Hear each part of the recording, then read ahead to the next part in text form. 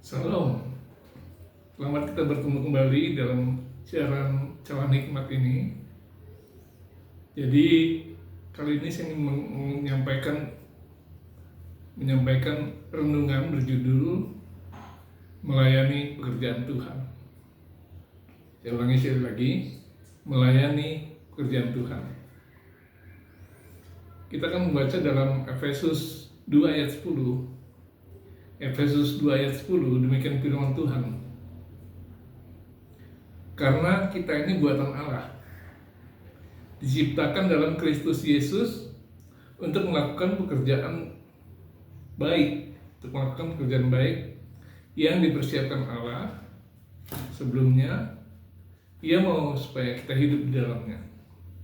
Saya ulangi sekali lagi, karena kita ini buatan Allah, diciptakan dalam Kristus Yesus untuk melakukan pekerjaan baik yang dipersiapkan Allah sebelumnya. Ia mau supaya kita hidup di dalamnya. Efesus 2 ayat 10. Jadi kita ini bukan orang-orang biasa lagi ya.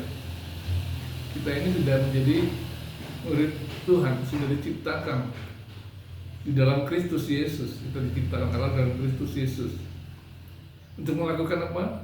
Pekerjaan baik. Jadi kita harus, ketika kita sudah diselamatkan, kita harus mengerjakan pekerjaan baik yang dipersiapkan Allah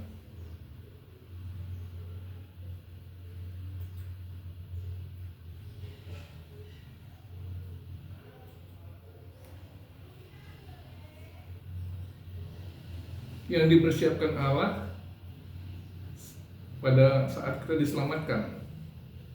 Jadi sebelumnya dia sudah menyiapkan untuk kita untuk itu, dan supaya kita hidup di dalamnya. Jadi melayani Tuhan itu, saudara-saudara sekalian, adalah karena karunia Tuhan. Karunia Tuhan yang amat berharga. Mengapa disebut demikian? Karena ini memberi kesempatan kepada kita untuk menerapkan ajaran kasih Yesus. Mengajaran kasih Yesus, pengasih Allah dan sesama kita. Jadi kita mengasihi Allah dan sesama kita. Misalnya kita melakukan pekerjaan dalam liturgi gereja lah ya. Kita sebagai penerima tamu berarti pada saat kita menerima tamu, kita taat pada perintah Tuhan. Tuhan memerintahkan kita supaya kita ramah terhadap yang lain, kita menerima dan kita sambut mereka. Dan kita juga melayani mereka, sesama kita, karena kita ramah terhadap mereka. Jadi kita melayani Allah dan melayani manusia. Misalnya juga kita mengajar sekolah minggu, jadi guru sekolah minggu. Tentu kita juga harus mengasihi Allah dulu pertama kali ya. Kita mengasihi Allah karena cinta Allah dan sedikit mengetahui firman-firman Allah, maka kita mau berbagi bagi anak-anak sekolah minggu. Kita mendidik mereka untuk menjadi orang Kristen yang sejati. Dan itu juga sesama manusia. Anak-anak kecil juga sesama manusia. Jadi kita mencintai Allah dan mencintai manusia. Misalnya kita memberitakan Injil kemana-mana, ya, kemana-mana. Berarti dia juga mengasihi Allah, Tuhan. Kenapa? Karena dia menuruti perintah Tuhan. Beritakanlah Injil ke seluruh makhluk. Beritakanlah Injil, ya. Dan dia juga mengasihi orang-orang itu. Jadi dia harus mengasihi orang-orang yang diberitakan tentang Injil itu. Kalau tidak mengasihi, percuma. Jadi cuma mungkin hanya khotbah aja, tapi tidak menyentuh sama sekali. Di samping itu juga ternyata banyak tantangan dalam menginjil itu, banyak hambatan dan tantangan. Namun dia tetap setia melakukan pekerjaan Tuhan.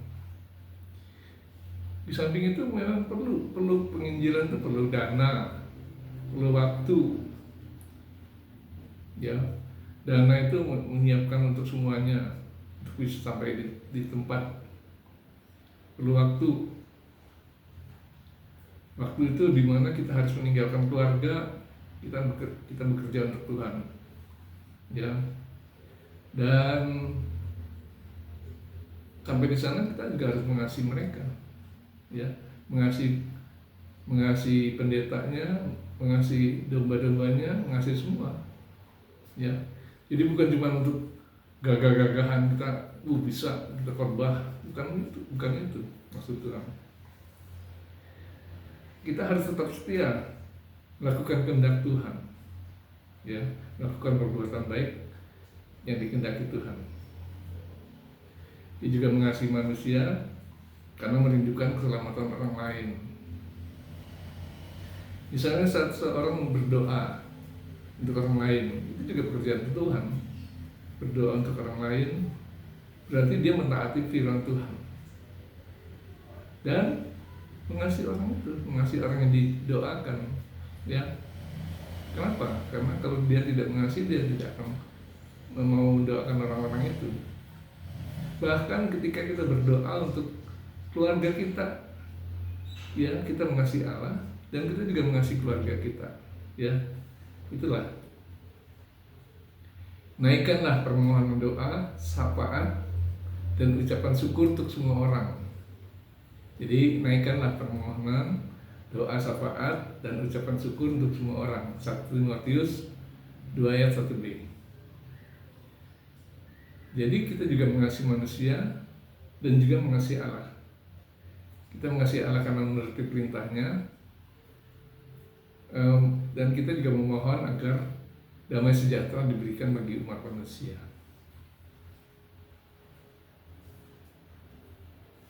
Kemudian tugas ini untuk semua orang. Ya, tugas ini untuk semua orang, tidak terkecuali. Baik anak sekolah minggu juga dikasih tugas untuk memberitakan Injil, melayani ujian, melayani doa, melayani pimpin doa dan sebagainya, ya. Namun saat diminta melayani pekerjaan Tuhan, terkadang ada yang menjawab demikian, maaf Pak, jangan saya belum bisa, atau saya tidak sempat. Bukankah itu tugas pendeta? Benarkah itu hanya tugas pendeta? Ayat pokok di atas menjelaskan bahwa sebagai orang percaya, kita diciptakan Allah di dalam Yesus untuk melakukan perbuatan baik yang dipersiapkan Allah sebelumnya.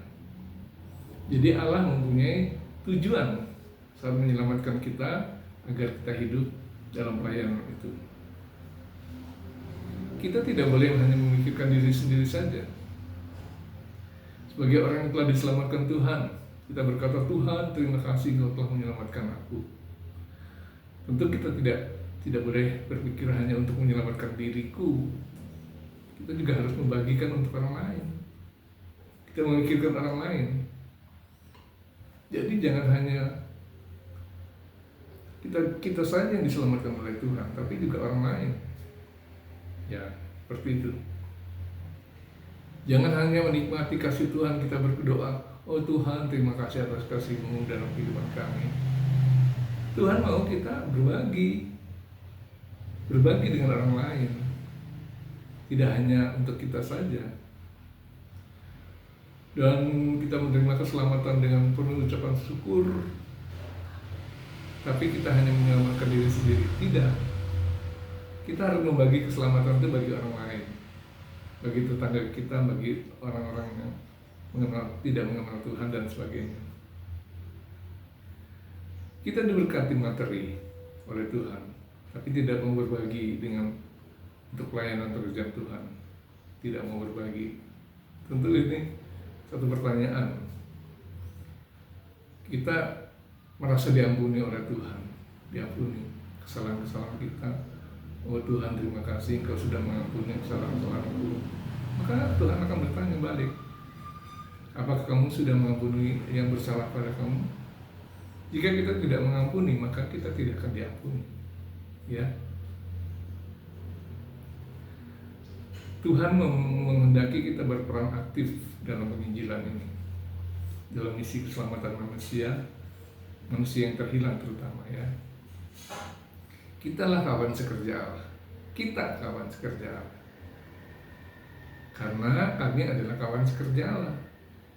1 Korintus 3 ayat 9 bagian A. Karena kami adalah kawan sekerja Allah. Kawan sekerja Allah itu, tahu maksudnya? Kita sama-sama bekerja dengan Allah untuk menyelamatkan umat manusia. Pelayanan yang Tuhan berikan pada kita bukan untuk membebani kita, bukan untuk membebani kita, tapi merupakan karunia berharga yang harus disyukuri. Mengapa? Karena Tuhan mempercayakan kita melakukan pekerjaannya. Hargailah tugas mulia yang Tuhan berikan pada kita dengan melakukan secara sungguh-sungguh.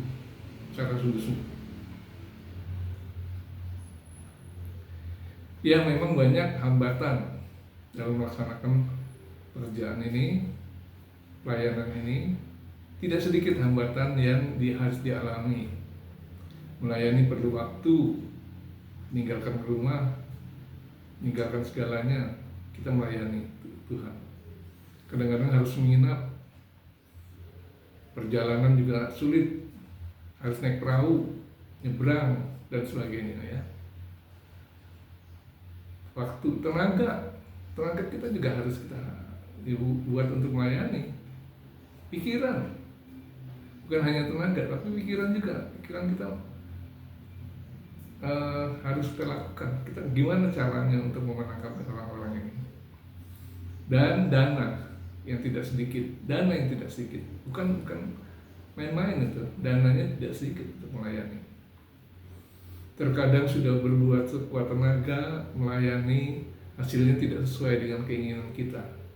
Kita sudah berusaha melayani, tapi hasilnya tidak sesuai dengan keinginan kita. Bukan dihargai, kita malah dicemooh sama orang lain. Dia mah cuma untuk gaya-gaya aja katanya. Hambatan bukan dari luar saja, bukan hanya dari luar saja. Misalnya kita dilarang oleh orang untuk menginjil dan seterusnya, tapi juga dari dalam. Yang bisa terjadi dari dalam diri kita sendiri. Dalam diri kita sendiri juga ada penghalangan. Aku tidak mau lah, capek gitu ya.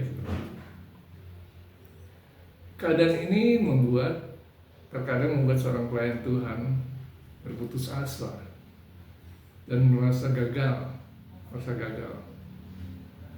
Akhirnya menyerah dan mundur dari pelayanan. Jika itu yang terjadi, tentu saja amat disayangkan. Ingat, kita bukannya umat pecundang, kita bukan umat pecundang, tapi umat pemenang.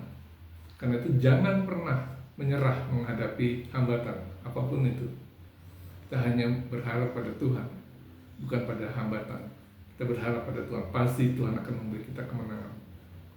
Anggaplah semua hambatan itu adalah ujian yang membuat kita makin kuat dalam Tuhan.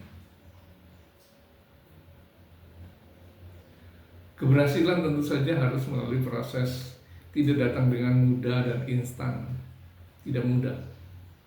Ada proses dan tahapan yang harus dilalui oleh seorang pelayan Tuhan, dan itu harus dilalui dengan hati penuh sukacita dan penuh kerelaan.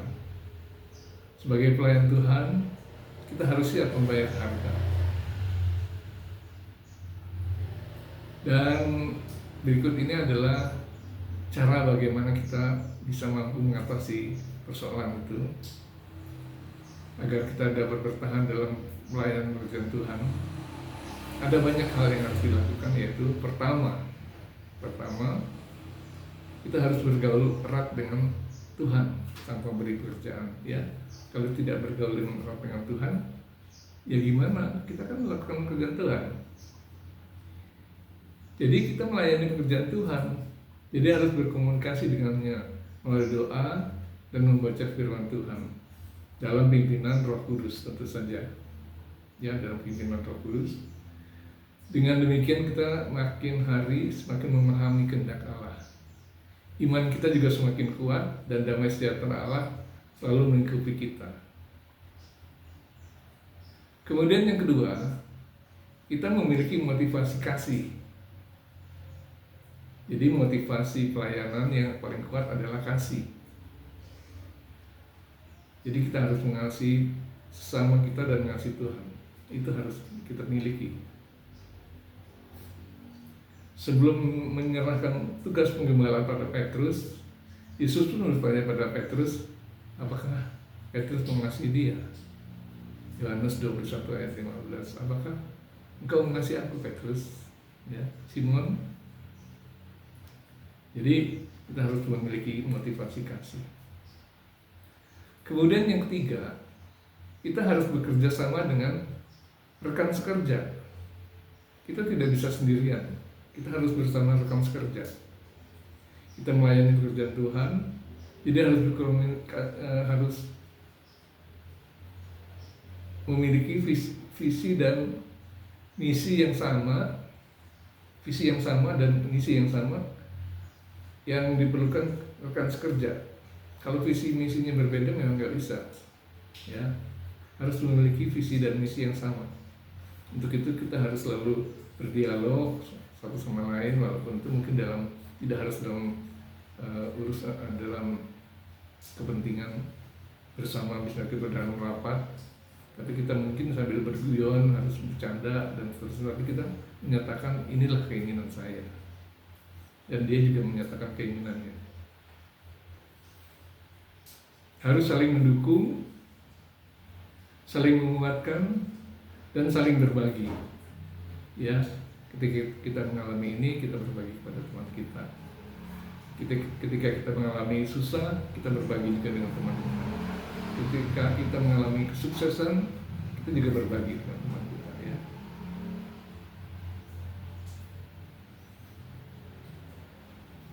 Itu bisa menambah semangat dan sukacita dalam pelayanan. Yang keempat, berketetapan hati. Berketetapan hati artinya tetap. Pelayanan memerlukan ketetapan hati atau komitmen. Kita harus berkomitmen. Saya melayani, saya harus melayani. Tidak sebentar melayani, sebentar tidak. Maju mundur. Tapi kita harus sekali melayani, tetap melayani. Pelayanan bukan pekerjaan asal-asalan. Pelayanan adalah pekerjaan Allah yang harus dilakukan secara serius, ya, secara serius. Kemudian yang kelima, kita harus rendah hati. Pelayan Tuhan harus rendah hati, siap dididik dan dikoreksi. Ketika kita dikritik salah kita dalam mengajar, mungkin kita harus siap menerima itu. Kita mungkin terlalu berkobar-kobar sehingga lupa semua kata-katanya, ya, mungkin saja.